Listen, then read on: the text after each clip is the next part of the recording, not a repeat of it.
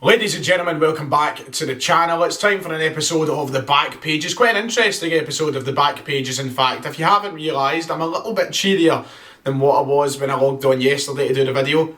Things changed, or should I say nothing changed, because Celtic are still 3 points clear at the top of the table, despite dropping points at Easter Road yesterday. Which means, we've got a little bit to catch up on. We missed something later on in the day. So let's talk about everything that's dominating the back pages of the Monday morning newspapers.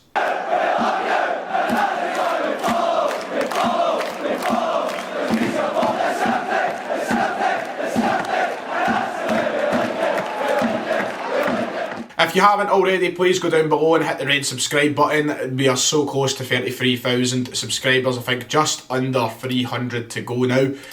So if you haven't, please make sure to go do that. Also hit the like button while you're down there. It is much appreciated. Let's not waste any more time. Let's get into this video. Now, before I actually dive into talking about what's on these back pages, as you can see, there's a photo there dominating the spread. But before I go to talk about them, massive result for Celtic yesterday in the sense that Motherwell managed to escape Ibrox with a draw after being 2-0 down. Motherwell pulled 2 goals back, 2-2 it finished, which meant Celtic retained their 3-point lead at the top of the table after it looked as though we'd squandered it. There was a very big chance that Rangers could have closed that gap again.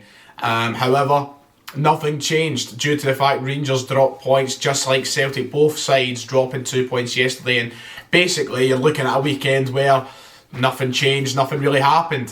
You can just pretend that match day never happened for Celtic or Rangers because it's made no difference to our title race. Good for Celtic, but it's a wake-up call. Just because Rangers drop points doesn't mean that everything suddenly becomes okay again after yesterday. There is still, as I titled my video yesterday, a cause for concern, I think. I'm not wanting to overreact. I'm not saying it's the end of the world. I'm not saying we're going to bottle this title. However, the last 4 or 5 performances have been really lacklustre across all competitions. We haven't been great since we beat Rangers, I think. And we need to recognise that in-house, and we need to come out on Wednesday night with a really authoritative performance, I think, and do something big. We need to improve on what we done yesterday, because if Rangers won that game, suddenly the title race a lot closer than it has to be, just because we didn't look bothered. We were the better side yesterday at Easter Road, but we never done enough. We never looked like we cared about winning the game. We didn't look urgent, and it was a really lackadaisical, lethargic performance, I would say. So we really need to improve on that and let that be a let-off yesterday. That's what it was. It was a let-off, seeing them drop points later on in the day. I mean, one side can't deal with pressure. That's still the story. Right, let's dive into the back pages then. As you can see, Motherwell dominating the back page here with a photo from their result, but the headline, drop zone. Of course, Celtic ship 2 points, Rangers do the same, but Raging Geo says Rangers would have closed the gap on hoops if the game had VAR. How many weeks in a row am I going to sit down here and talk about VAR? Yeah, it seems to be the excuse to ship out nowadays for absolutely everything. Look, Rangers bottled a 2-goal lead yesterday. That's what happened. And I think, VAR has been shouted about every week now in this country. It's what it's came to. Ultimately, I think we're going to head in the direction of VAR being introduced in Scotland, purely because of complaints that we see every single week. Not from just any manager in particular. We see it in the media, we see it everywhere. It's going to end up coming in this league. I think that it's only a matter of time before it happens, because, situations like this, where we see it in the back, dominate the back pages every single week. Now, I've made my point clear, and sorry if I'm battering the microphone. I've made my point clear on VAR so many times. I'm actually sick of talking about it, to be quite honest. And look, I spoke to David Buick yesterday, David Buick of TSF, and we sat down and we spoke about VAR and VAR coming to this country and different things. And look, we both said the exact same things, but, VAR, if anything in England, has increased the talk of referees and referees' decisions to the point where it's more spoke about and more controversial than it was before VAR. We are still going to see numerous controversial decisions in this country. We're still going to see decisions that we don't agree with in this country, and we're still going to see the media, the back pages of newspapers, the bulletin headlines on news. We're going to see everything talk about refereeing decisions with or without VAR. I do not trust our standard of referees to successfully use VAR when the referees in England can't successfully use VAR. The referees in England are somehow, I say somehow, just slightly, marginally better than the referees in this league. But the point is, the referees in this league are worse. And the referees down in England can't use VAR correctly. You seen that decision that they made the other night in the Manchester City and Everton game? An absolutely shocking decision. Everton denied a stonewall penalty, which VAR, I believe, afterwards said should have been a penalty. But of course, it was too late by the point that they came out and said that, because of the handball situation that involved, I think it was Rodri of Manchester City. Now, that's happening in England all the time. Every week there's controversial moments that is, back page domination of VAR and referee controversies. Because it's not been successfully used. Now, I don't know what these managers like Giovanni Van Bronckhorst, like these pundits like Chris Boyd and everybody else is expecting when VAR comes to this country, because it's not going to change an awful lot. We might see a correction of some absolutely stone wallers and stuff. We might see handballs being given for penalties given for handballs. We might see corrections of cards, etc. But I still don't believe it will be used to a point where everybody's expecting it to be a quick fix. The way that Chris Boyd makes out the telly every week is, VAR's going to come in, Rangers are going to start winning every week. There will still be something for Rangers fans and Rangers pundits or whoever to moan about when the VAR gets decisions wrong. It's not a quick fix. That's not the answer to all the problems. The referees in this country are shambolic at their job. And that's pretty much it.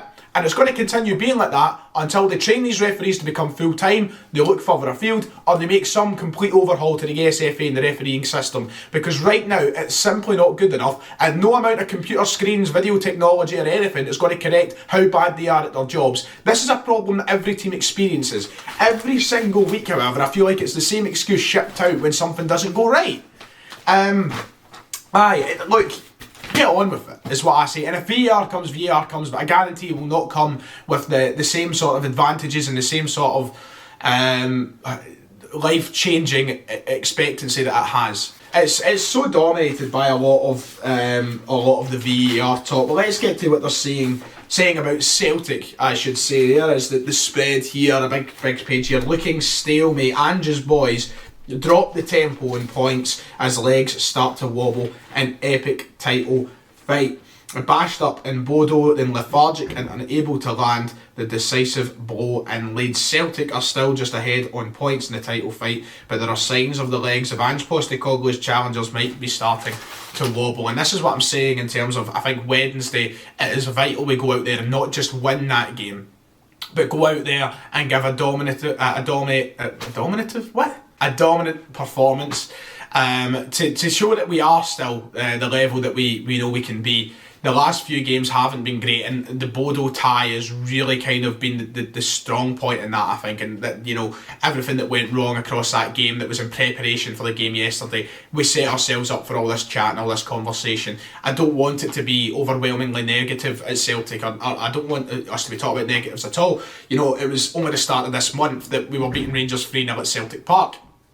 And it was also, only a matter of weeks ago that we were flying and we were all singing and chanting everybody's names and talking about how good players like Hatate were. And, these players, they haven't been great over the last couple of games. These sticky patches come and go. We just need to get this one gone. We need to now crack on. We need to move on to the next game and re-establish that same sort of dominance that we've seen over the course of the season, because that is what gives the Celtic fans the momentum, the sort of encouragement to cheer the team on and be positive across all social medias and in person. Because yesterday was a real cesspit, and I know that technically myself, for example, contributes to that because I need to come on here and give a negative match reaction. But I'm looking through my comment section yesterday, I'm looking on Twitter, and people are suggesting getting rid of Ange Postecoglou. I'm like, what is going on? You can tell that there is a lot of people who this season have only started watching football or something, because some folk just don't have a clue. I seen somebody suggesting get rid of Ange for his stubbornness and bring in the Bodo Clint manager. I'm like, come on, Ange's stubbornness has cost us too many times. We're top of the league, we won a cup. I mean, some people I think are so reactionary, it's unbelievable, and some of our support are so guilty of total overreactions in the moment. It's all very good to criticise. We need to criticise when we can. Ange Postecoglou and the team deserve criticism right now. That's the reality. I'm not saying they're exempt from that. Absolutely not. I came on yesterday and I gave my criticism that I think was well more than warranted. However, to go as far as saying something like "and should go" and should be sacked and whatever, that is just absolutely unbelievable. This guy has transformed the club around in such a short period of time when we were expecting a rebuild to maybe last 2-3 years. Some of the shouts are absolutely crazy, but yes, the legs do look as though they're wobbling a little bit. Players are looking a little bit tired, I think. And we need to sort that out because we've got a big month now. We've got a big few games ahead of the split. There is only 10 games left in the Premiership season, 5 of those being the split fixtures. So we've got 5 games till that point, 1 being Livingston away, 1 being Ibrox away. We really need to get the finger out. We really need to get the momentum going. And we need to have that same level of confidence we did when we head into that first derby, second derby back at the start of February. An interview with Callum McGregor as well on the back pages. Callum McGregor insists there's no title tension within the camp as Celtic stay calm. McGregor is adamant that the case is not that they're going to slip or such. And yeah, it's good to see the captain kind of coming out reassuring and bringing us in. Ange Postecoglou commented after the game yesterday, and a lot of people were criticising him for his comments after the game. He came out and basically said, well, listen here, I'm happy with the team, we played our football, I'm really happy with the performance, etc, etc.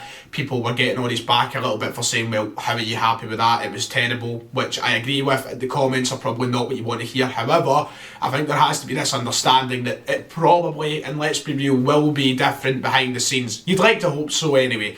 I don't think that he'll be saying to the players, brilliant, keep that up. I think in training and after the game, words would have been said, instructions will have been given, and things will be picked up on that have gone wrong over the past few weeks. We need to now try and keep the head, move forward, take each game as it comes, and march towards this league title. And we do that by being better than what we were yesterday. So whatever Ange said in the post-match that ruffled a few feathers, I think will be actually different behind the scenes. You're in that weird limbo. This is the thing, people are quick to jump on Ange's back and go, he's coming out and saying that, how can he be happy with the team's performance? But if he came out and he threw the players under the bus, we'd be giving him the same treatment that we were giving Steven Gerrard, remember a few years ago when he kept throwing his players under the bus. Remember that? And we were slaughtering Gerrard for it. Is that suddenly what we want Postecoglou to do? No, of course he's got to defend these players to the media, which is rightful, I think, of him. I think that's the right thing to do. So it's a weird sort of limbo. What do you do? Do you criticise? Do you not criticise? It's a weird situation. However, I'm confident that behind the scenes he's going to sort this out and we'll see a better performance over the next few weeks. But it's a tough week. We'll be here all week on the channel to talk about it. 2 very tough games. St Mirren at Parkhead on Wednesday, and then of course the dreaded Livy away on Sunday. But I'll be here. We'll talk about it all. We'll have a podcast and all the rest of it. Make sure to check it out. Make sure to like and subscribe, and I'll see you all next time.